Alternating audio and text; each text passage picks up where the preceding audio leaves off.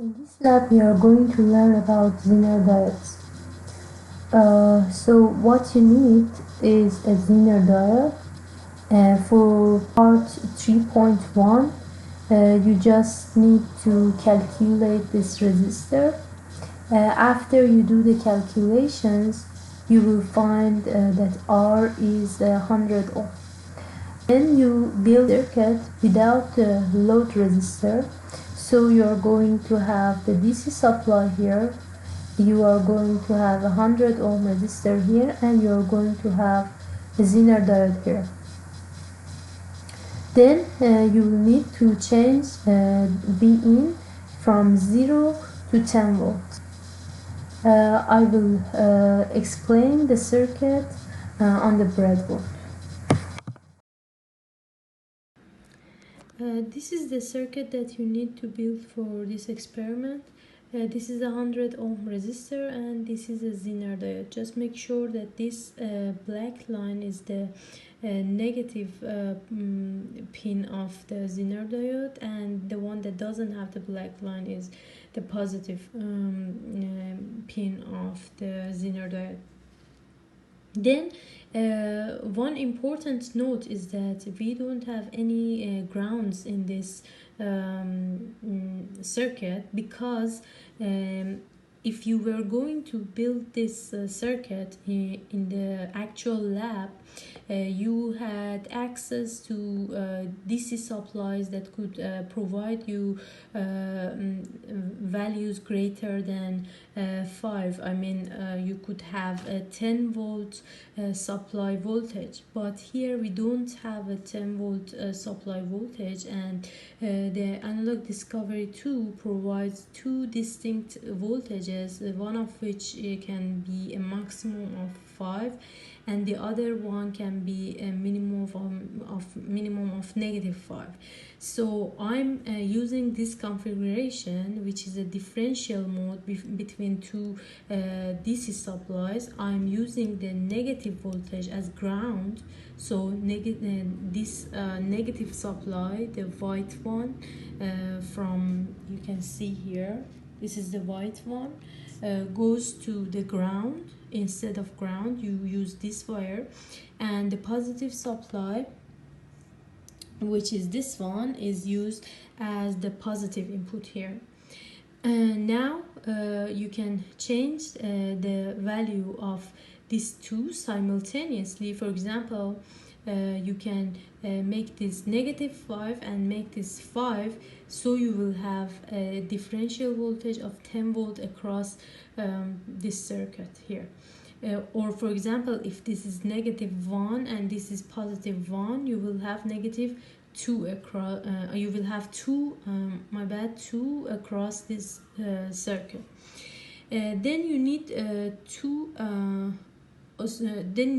to use the oscilloscope channels. I'm going to use the blue one for the output. So this is the one that has a strip on it. It goes to the ground, or here the negative supply, and this is the positive one, goes to here. So the blue one is used to measure the voltage across the Zener diode, and then you have the orange one. The one that has a strip on it is used to is connected to the ground. Here we don't have ground, we have -5 again, negative whatever, I mean the negative voltage supply, the white one. And the one that doesn't have a strip on it goes to the input, the positive input. So by using the orange one, which is channel 1, you can see the differential input DC voltage across the circuit, and by using the blue ones, which is the channel 2, you can see the voltage across the Zener diode. The important note here is that because you don't have a meter to measure the current going through the Zener diode, you need to differentiate and subtract this voltage across Zener diode from the input voltage, divided by 100, and it will give you the current that goes through this resistor, which is equal to the current that goes through this diode. So one of the supply voltages should be the minimum value, the minimum positive value that you have, and the other one the negative of that. So for example, 500 millivolt and negative 500 millivolt.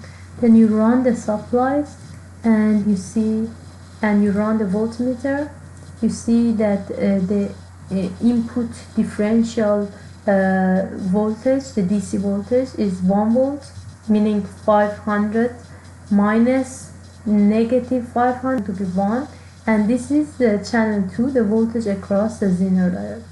You change this gradually. For example, the next step is 1 and negative 1, and you see that the input is 2 volts. 1 minus negative 1 is 2, and the channel 2 has, which is across the Zener diode, has this much voltage. The last step is negative 5 and 5, and you can see that this is 10 across the input, so the input voltage is this much, and this is the voltage across the Zener diode. To find the current that goes through the Zener diode, you subtract this from this from this, and it by 100, and you do this for each step.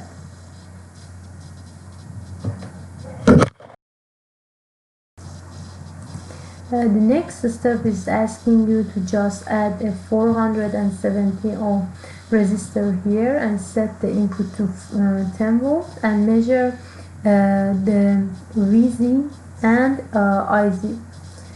Something that you need to